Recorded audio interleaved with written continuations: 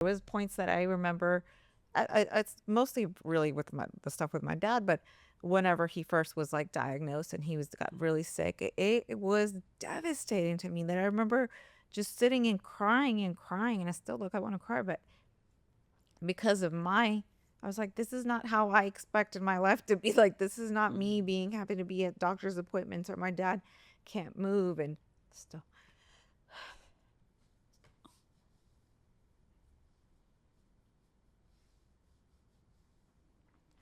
Anyway, it doesn't get easier Yeah.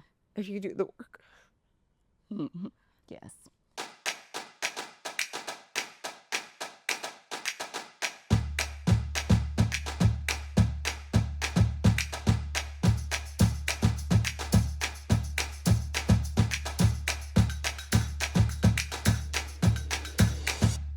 Welcome to the Delulu Magic Podcast. I'm Paola, And I'm Gabby. and today we are talking about being in the sandwich generation. Gabby and I are both in our 40s. Collectively, we've got 6 kids, and of course, also our parents. And sometimes we find it hard to be able to balance everything we do, and on top of that, parenting or helping both, right? Yeah, the expectations, I think that are not for me. I struggle with trying to not think, am I meeting everything? I've said that before in other podcasts that I had, like, my mind continuously be like, did I call my parent? Did I this? Did I that? And then about going into like the kids and, with our little brain, how it is, that is so fun, Yeah. because then I feel bad because I forgot or I didn't get to.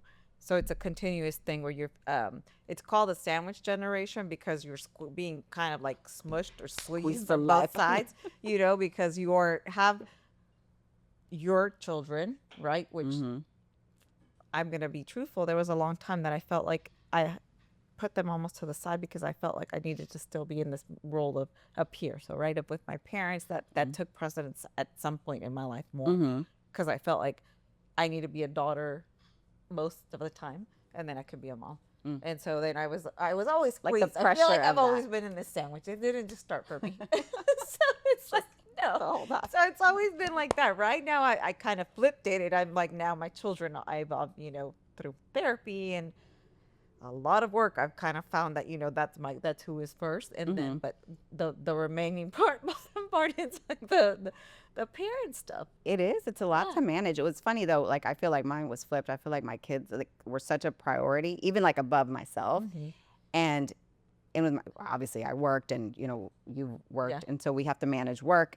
And I would always prioritize the kids, but so much so that I'm like, I'm either working or I'm with the kids. I don't have time. I wasn't calling as much. Just it was this overwhelming like pressure to always like perform and always have to like be there. That's for me. I shut down. I like go into freeze, and so I'm like, I'm just gonna avoid this. Now, with therapy, thankfully, I feel like I've been a lot more open, and I know how to manage my time, and I see it more as a I want to versus I have to. It always used to be like, oh, I have to go help, I have to go do this, or I have to help, make the phone calls, and I would do it in a not a great mood, right? Yeah. So I definitely feel you on that. Feeling like the squeeze. Yeah, I don't know if same. Well, the culturally, right? We're Latinas, and we both raised very family oriented. We both come from big families and extended families that helped to raise us and all that. I'm gonna give kind of like my backstory. I stayed very. I mean, when I was a teenager, I was pretty wild and all the things, and I detached from my extended family because it is pretty big. And then once I got married and I had a child, then I went into like total mode of like I need to be this identity of connected, right? And I wanted good mom and the kids and my family and my parents came first, and that's because I think I did see it. I did see like my parents always their parents came first. Like we moved on the same street with my dad's parents. Like we traveled and did things with both. They always came at the forefront of our family, kind of. So I thought when I have mine, that's what I'm going to continue because I do have very happy memories of all that. Now I didn't even know myself as I'm doing all that, and it was very hard because the biggest thing was like lack of boundaries. I assumed that my life was to be run by my parents into adulthood, whatever they decided or thought was the best. Couldn't make any decisions. Like I couldn't go. I felt bad if I wanted to do anything, even if I wanted, like, let's say, even go with my husband and do something, because it was like I'm leaving my kids, or I'm leaving my parents. The Hispanic parent Yes, judgment. Yes. yes, in order. Yes. It was like, and so it got so big in my head. So I lost how to even what I wanted or what I wanted to do. So I am glad I got to do it, that I was around for it, but it left a lot of like scars in me that I just, I had to hit a wall. Yeah. That I had to like get a point where I was like, you can't come first. I can't be squeezed so much, because I do need to be okay for myself. And then I have my own family that I made, that I need to be there and be well mentally for. And yes, doing all this work truly like opened it up for me, right? Like I didn't stay stuck in that mindset, which was these beliefs what you talked about earlier when we were doing the life. Like you do. I was watching you and I was like, yeah, you're right, because that's all you believe, that this is how your life is supposed to be. You have to do these things. You have to show up because it's required. Yeah. And then add another layer for me. I work with my family, so I have that's a whole no separation, right? Like, so again, tying it back to the expectations, have always been very hard for me. And I've learned past 2 years that those are set by me. Yeah. Right. And I can change them with doing a lot of work. And I think you can tell us about a lot. You've taught me a lot about that, how important that is. One of the big things that you said. Well, no, because you said it's coming at us from everything. We have to parent how many things. Oh God, we have to be, yeah, absolutely. Like we're talking, and instead of really the sandwich generation, it's almost like the 4-layer sandwich. I started thinking about it. Oh God, and I don't even know where like my producer can pass me that photo that I have over there. But I was brushing my teeth and kind of just thinking about the episode where we were going to talk about the sandwich generation, and thank you. And I was like, okay, obviously our parents, our kids, and already that is a lot you're having to do. Some of this things that they have to study for homework, I can't even help. Like there's no way. I tapped out in 4th grade. But I try to, whatever. I'm like the assistant. I'm like, well, what do you need? But you're cooking, you're cleaning, you're trying to juggle everything as far as a mom, because you want to be a good mom and you want to show up, right? And there's always this mom guilt. Even as much as you show up, you could be picking them up every day and you're still, I feel like most people have the mom guilt. Then we've got our parents, right? And we're helping them with whatever they need, their health issues or whatever they're dealing with, right? They want to even just talk, right? Because they're lonely. Yeah. And then we've got ourselves. Like I started thinking about how I reparent. That's a whole nother thing, reparenting myself. And that made me think about it, because I have this little photo right next to my sink. And sometimes I'll talk to her, talk to myself, right? And I tell her how amazing she is and just like whatever I'm needing in that particular day. But this is like the photo I go to. And reparenting, what that means is giving yourself now the safety, the love, the boundaries that you didn't receive as a child. A lot of this we didn't learn, right? Because our parents didn't know any better. And so we have to learn to like set boundaries, how to do, regulate our nervous system. And so on top of parenting our kids, our parents, we're reparenting ourselves. And if you're married, then you're probably, as a woman, also your partner. In a way, yeah. Not parenting your partner, but there's a lot of, oh, hey, where's this? Or, hey, I can't find that. Or what are we having for dinner? I think you become almost like the default head parent of a family. Like, yeah, like just automatically, like nobody, I think of this, like nobody. With the head project manager. Yes. And I never applied for that job as the head project manager. I was going to have to do all the figuring out and all that. I've become very sarcastic, according to some people in my house, because I'm just like, why is it assumed? Like, I've learned boundaries, and that includes those, but they're for me. That I can't continue doing them and keep going out for all the things, because all it does is lead to resentment. And then we go into, ruminating and being just burnt out, overwhelmed. It's very hard. We're definitely have the sub like stacked. Yeah. And if you have a job or you're doing anything else, that come at you too, because you're so limited, like your time and your energy, because you're trying to do all these roles and not feel like, like how does something not give? Yes. And I think that's finding, for me, I want to see what helped you. For me, therapy absolutely helped me in finding these, I think, absolutely boundaries. But even just in making it a routine, because I have ADHD, so I feel like it's like I'm all over the place, right? And with my mom now, it's like, oh, she'll come over once a week to cook. And I find it, not that before I didn't want to spend time with her. I just always saw it as like, I have to be productive, right? The not being soft. I have to be productive. I'm always on the grind. I'm either working or I'm like parenting and trying to always be maximum productivity, because if not, then who am I if I wasn't performing, right? Almost like that expectation.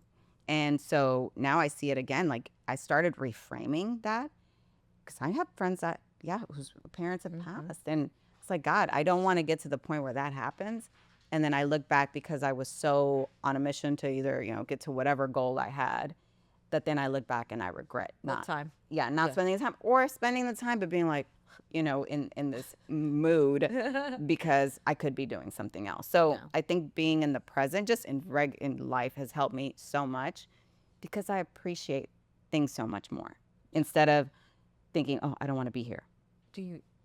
Let me ask, so do you feel like you had a moment that just kind of sparked it? Are you, because you're going through these years now, the transition where the girls are getting older, are you able to see it? Or is it because just we're getting older and we're like, oh, no, I now think I saw the understand. frailty of life, especially like with my mom, like seeing, like she tripped, she had an accident, she kind of hurt her head. I was like 2 years, a year and a half. And I was just like, wow, I'm over here so focused on work and so focused on all these other things. And you take it for granted. You think they're going to be around forever because they look good. And I'm like, I don't know how 75-year-olds are like, they're just functioning and like moving around. Like, she's great. Yeah. And you don't realize how much time they have left. And I didn't want to look back. So that kind of was a turning point for me. Yeah. A wake up call. Yeah. So, and then I feel like how I shift from being in a certain mode to like really being in the moment is just being really intentional, taking every opportunity to like almost being grateful. Like I'm in the present because I'll actually take a moment and I'm like, man, I'm glad I'm sitting here with my mom cooking. Like, I'm so grateful for the good food she's cooking, but also for the time that we get to like, have this little moment. Yeah. So that's how I shift. I think for me, the shift is in the gratitude that I'm going to be grateful for. And like my dad and I think everybody has different relationships with their parents. And I try not to judge my relationship, with them. And each one is different. And he was a great father. But there's like just something in the way our personalities, right, mesh. Yeah. I think his nervous system is, he never really learned regulation. And again, that was, how he was raised. And so when he gets dysregulated, then my system would try to like, it was like, we were doing this until recently where I really started being like, I want to be more forgiving for myself. I want to have peace. And so I'll try to, even when he is in those like modes or whatever it is, that I try to find something to be grateful for so that I don't, get triggered. And now it's a lot better. Sometimes it never goes away or maybe it does, but it definitely, if it can improve, to me, that's beneficial. Yeah. And that's, I want better memories, especially towards however much life he's got, left. Yeah. And that shows that, you are doing what you've learned. Yeah. In your life, you're actually facing instead of turning away from it and all that. For sure. The running, the yeah, running yeah. high. And the other I'm part, too busy to deal with this. Yeah. I think our parents getting older for me. So my dad he's been sick, over 10 years, and he's got Parkinson's, and it's very debilitating. And I was very, hands-on daughter. I did all the stuff, all the medical things, all that. And that was very wearing on me. Like, it caused, high blood pressure, all the things I carried. And I had to kind of go the opposite way from mine doing that because it was not good for me, like emotionally and physically. And there's parts of me, that I sit in now, and I do have a very limited relationship at the time with what I allow myself to be with as far as my dad, because that's very hard for me. There's other things that have happened in our life, and that I'm just like, I don't know if how much I want that right now, because I feel like I have a choice, right? I know I don't have a choice. Reality is I don't have a choice. I don't know if he will be here. I know his time is very limited. When I am with him, I'm very grateful. I'm happy.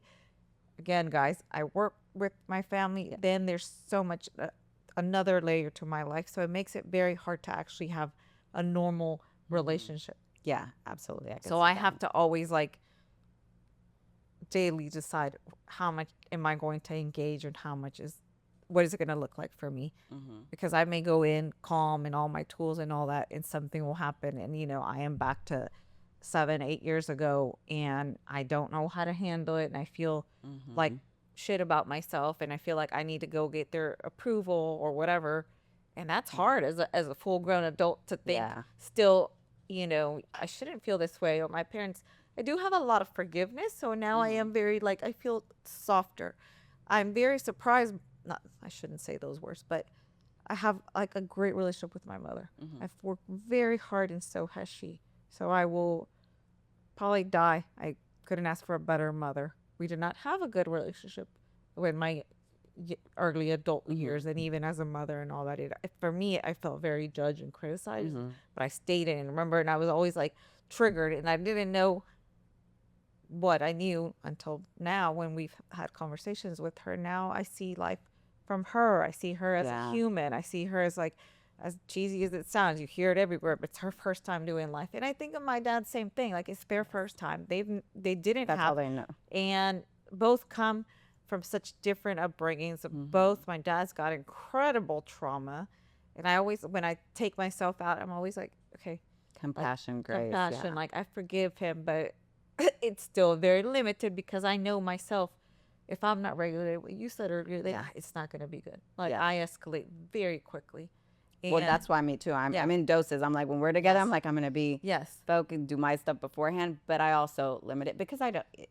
It's so hard, a way though. to protect and boundaries, and also, so that's that part of us being here in the now. It's like, we're grateful, and I think we're living it, and we're trying to do our best, right? With as far as that role and being, the part of the sandwich, so it doesn't feel like we're being squeezed out. Like we're making the choice, and we're showing up as present, compassionate humans, and loving them exactly as they are, and not trying to be like, why can't you do this for it? Why can't you accept me? Or why is it judgy? Or all that stuff. It's just hard to get into this point of life, and you're like, are you serious? Like, and also being like, okay, great, like you can be judgy, but that's not. I'm not. Well, I don't going want to. I'll take like, that I on. take it like I don't want to take that in. Is what I tell myself. Like that's not. I'm not trying to. I know be you like, expect that, but that's not what. That's not what I. And I am very open. I'm like, that's not what I'm doing. I don't want to be that person. Yeah. And from the other side, like as far as like parenting, you do feel like it gets very heavy the older the kids get, right? It doesn't get easier. I mean, I know one day it will, but it gets harder because you're trying to navigate. Hey, I've been you're my whole life, but yet go and do your own thing and be yourself. But let me be here in the background somehow. But can I come too? And then, and not be triggered by those things. I've had a lot of those situations right now where I will have to sit in conversations, and I have to remind myself, it's not about you. Like, it's not about me. This morning I heard like a quick podcast, and it's just saying like, to like 20-year-olds, like be happy with yourself and actually do things for yourself and not what your parents want. And I was like, I did that into my 40s, guys. I thought of what a lot of my life was, what my parents, it wasn't what I wanted or what my life looked like. I did a lot of what, was expected of me. What was programmed into you from the beginning of be a good girl and you're going to take care of your parents. And so it weighs. Remember, I used to live next to my parents, and I told my husband, he would tell me he wanted to move because we were a little bit, not outside the city, but, kind of. And this is as an adult. You have 4 kids. This was 3 years ago. And I would tell him with a straight face, when my parents die is when we'll move. I have to, like, with a straight face. And it took seeing, like, my youngest son, he was in 8th grade, and I think he was going to go to high school, and we're like, how is he going to be driving? Then I start to panic, and then it took me realizing my son needs to be like, we need to be close to a school where he's going to go. We need to be with community for him. He needs to be where he's going to go do his sports. I don't need to be sitting here. This is not my responsibility. Like, being felt a daughter like you had forever. to, though. It was like, in your head, I don't think there was another. No, I would tell everybody I would say this. I'd be like, no, when they die, like, we're going to wait here, me and Mark. And it was the best thing. It was not easy telling them. And I remember last year I had a conversation with my dad. He said something. I've always thought I was daddy's girl, Mm-hmm. and no, I was not. Just his way. He may say it, but I was not in a big way. And now in reality, I'm like, dude, you just because I kind of was similar to him, and he just always thought I was gonna be okay with his behaviors and things like that. But I think I said something about his emotions, and again, because he has Parkinson's, I do know like he's got a lot of like anxiety and depression and stuff. But I said something, I was getting triggered, and I was like, "You've never been worried about me, and I don't think you've ever cried for me." And he said, "Oh, I did when you left me." I said, "When I left you," and I remember cracking up because he's like, Wait, "You this is left me." Yes. when I you moved away from the house and yes, your 40s was yes. for your And poor I kids. was like, I just started laughing. I was like, "You've got to be kidding." I was like, I thought he meant like when you're 20 when you left. no, my mom says that when I left her, when I would try to go away, guys, I wanted to leave. And now I know reasons why, but it's just that was a lot that I took on. So I feel like I've always had this squeeze. And right now it almost feels like, I'm becoming not like almost like I'm going into just more of like a bull. I can handle like many things and I don't want to be squeezed. Yeah. Like, and with, again, going to the kids because I want to be able to navigate this. Never done it again. It's my first time. Yeah, as they leave and not. Yeah, and I've never in my life is not the life they're leading, like at all. Like I can't even relate. I can listen and try to learn and ask questions, and we have friends that have older kids, but we're just gonna have to do it. You in your house, me in my house. Like this is our own turn to go through this. The letting go. I know. I'm like, that's a whole nother topic. I do feel like getting community, I guess some things that do help with the sandwich generation is help, like just community, and not like help like you have to hire somebody, but I think, back before, right, culturally, Yes. you used to get a lot of more help from family, and I still think people are open to helping. I know for me, I definitely closed off. I was like, no, I can do it because I'm going to be superwoman and I'm going to juggle work and everything else and feed the kid and do everything. And then finally, I started definitely accepting help, and I think it just takes some burden off, but also you feel a little bit guilty, at least I did. And so I think you almost have to reframe that too, so that you can accept the help, but be gracious with yourself enough to say like, it's okay to accept help. It's okay to ask for help and accept help. And also the asking, spouses to help with certain things, right? Which again, we've talked about it, but I didn't even think of that as an option because the way, again, I was raised, being Hispanic was, like you do it, you're going to clean the house, you're going to cook, you're going to do it all, and don't complain too much either. Well, then I think you had like, or at least that's what I saw. Yeah, but and so they I had just did the same I thing. think of that because like both of our moms, but they had support. Like they had the sister-in-laws, they had the cousins, aunts. Everybody had groups of people that they could talk about, right? Like that's famous on TikTok right now, La Mesa, the table of the señoras, the visit. Because, and I think of that growing up, you saw all your aunts or cousins talking together. And we have lost a lot of that, right? Because we've learned that, hey, we don't need to be around that environment sometimes. Or we don't want to be, or I don't have time. So the parents definitely, I don't know how your mom, but they've lost a lot of that. So I think that's made them sad. So I think maybe I think you've told me some things where you try to encourage her to be more around with other people and find things to do. So for sure, because you can't be there for everything either, right? That's them having to, I think everybody has to fill their own cup as well. Like just like we have to learn to be happy ourselves and not like rely on our kids. They're leaving and they have to, I think that's just a part of life, right? They have to live their lives just like we have to live our lives. And so how do you find that balance? Yeah, learning, like keep learning. I'm like ask, and trial and error is how I'm winging it right now. I do try to be thoughtful about times that I spend with my mom, or that I want her to come over to my house, be with the kids, or I see her for work, or I make sure I eat it like at least twice a week. I'm eating with her, things like that. Same where I feel like I'm meeting my roles, but I'm also taking care of myself. Yeah. So it feels nice to be able to kind of choose and do like I want to do, and not feel and take care of both. These obligations are like squeezing me, and I don't want to do anymore. Yeah. Why do you think? I feel like meditation. We talk a lot about meditation, and that's for me that's a solution for so much. But especially like for being in the sandwich generation, because we have to juggle so much, Yeah. right? The parenting ourselves, the parents, the kids, work, that you need that just 10 minutes a day to kind of quiet your Oh mind or just no, take a that's moment for so yourself. I think yeah, that's key. meditation when we did it, and I've kind of done on and off right now this past summer, but last year I did the whole year. And it was life changing for me. Mm-hmm. I had so many moments where I felt God was with me.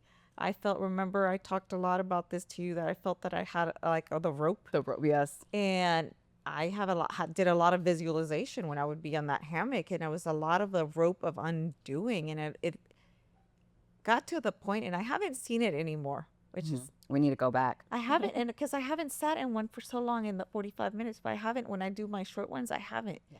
And I realized one of them specifically that I was like, okay, the meditation, me hearing the things, the reprogramming, really connecting with God and those things helped me realize that it was okay, the choices I had made, Mm-hmm. and I hadn't left my parents at any point or another, that I simply had to do my own life, and it was okay. I could love them. I could love my father and Mm-hmm. be part of his life, but I also, like, my life had to be done now because it was my, like, kind of my path, and it couldn't be me using them always as the choices have been made for me. Yeah. And I don't have to worry about anything else Mm-hmm. or think about anything else or have guilt because I'm not going into this path that's been Because you're still Yeah. choosing at the end of the day. I Yeah. think, right, we're still I was choosing. choosing the choice I thought I wasn't making. I was still choosing. Yeah. So meditation, truly, really, for me, it was like brought closer to God, a lot of freedom, and I loved being there. I laugh. I laugh Yes. because this is the person that said, I would rather be electrocuted than sit with my thoughts. It's beautiful though. It was so nice to be like. I just remember getting in the cocoon and how it just felt. You're enveloped. Yeah. Because I know you're able to do it at home and get into the space. I mean, yeah, a little bit, but it is at the place we're talking about. It's called Current Meditation, and Yes. yeah, it's super nice. Or Yeah, even get like in the it sound bowls. deeper. Like, yes, there's just been a lot of healing that we've been able to do, and therapy, meditation, talking, just Everything, yeah, all of journaling, breath work. There's, and for if you are in this season, you need all those tools to like make it through and be able to, I guess, make it the best that you can make out of it. Because sometimes it is hard, right? Especially if you are taking care of parents. That I know a couple people that caretakers. Yeah. aren't doing well, right? And that can be extremely heavy. So helping people that are going through that as well, I feel like that's also, just a great, like a great endeavor, right? Because I can't even imagine like my parents like being sick to the point where like you're having to, caretake for them every day. But again, you need that that emotional regulation. That's to, what I was to gonna get through say. it. We just focusing on getting yourself to have some peace. I think it's very crucial to be in this season of life. It's very important. You are able to withstand a lot. I thought of those words before you said them, and I was like, I am emotionally regulated. There was points that I remember. It's mostly really with the stuff with my dad, but whenever he first was like diagnosed and he got really sick, it was devastating to me. That I remember just sitting and crying, and I still look, I want to cry, but because of I was like, this is not how I expected my life to be. Like, this is not me having to be at doctor's appointments, or my dad can't move, and still.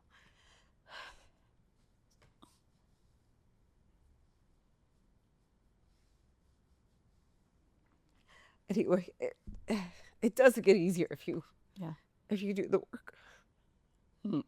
Yes, it is. It's hard. It's hard to take all that, and I imagine like the guilt that you can feel for like not being there. I do have guilt. I have a lot of guilt now because I don't see him as much, and sometimes I think, is it because I'm protecting myself so I don't have to see it, because it is very hard.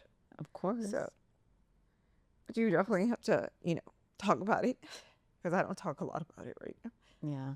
And that's good. And we can see what happens. Well, here it comes.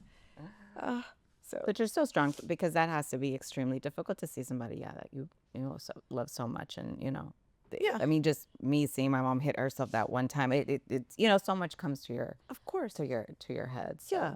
And then understanding that you're limited in what you can do, right? Because you want to be a caretaker, you want to do the things that it's life draining, exhausting. And I give anybody that has done it, I mean, that's probably one of the hardest things people have to go through or do. Yeah. But again, I know it is a blessing that we get to be here and do these things. And Yeah. it just takes a lot. So Yes. And being grateful, like for the times that yeah. he is here, and that he's, when he is doing well. And it's hard to give up the control, because I know also, like, just what parents are like, take this or eat better, or and then they don't, and it's it's like such a tailspin. So I'm glad that you're doing the meditation, and Oh yeah. I think Yeah. everybody in doing the work that helps you, like, just Yes. stay Yeah. Yeah. yeah, Yeah. Yeah. that's Oh no, I feel have safe. to. I have to because again, I would not be able to function. It can be almost like paralyzing when you go into, because you've done this role for so long, and then you forget that there's other parts of life that you've got to be Yeah. okay for yourself. Mostly, I didn't realize that until now, that I'm like, okay, I truly have to be okay for me, because how am I going to do all the other things if I'm not okay Absolutely. from the moment? What did I tell And you not even yesterday? for everyone else, Yes, but for just me. for you to have that Yeah. peace and that, like, love and that. Calm. Yeah. I just like to have calm now. I'm not even thinking of like, oh, happy all the time, all the things. I just want to be calm. Like, okay, things, shit comes up left and right, but I can I can take my bad mood sometimes and my sad moods. Yes. Yeah. But just keep me at calm is what I like to be. So thank you for bringing this up today. I love you. You didn't expect I was gonna have love to you. cry. It's good to get it out. I Oh. love you. It was coming. I know. It's like, yes. So reparenting, as we see, I mean, parenting, sandwich generation, all of it, it's triggering. It's hard. Yeah. And then in this, you have to, like, reparent yourself to, like, exactly what you just did. You're like, I'm talking through it. And everything, of course, will be good. So, Yeah.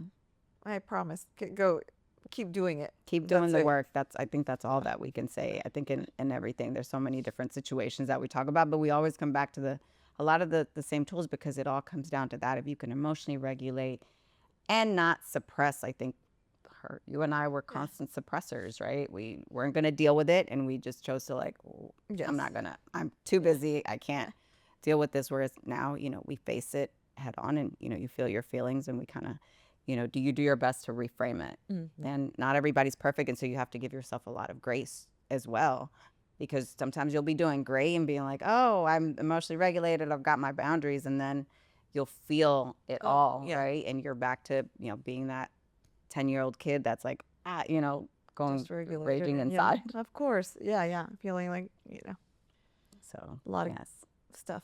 So for anyone in the sandwich generation, handling, just juggling so many different plates, take time to give yourself at least 10 minutes a day to be able to give yourself the love, the space, the grace that you need. Thank you for tuning in.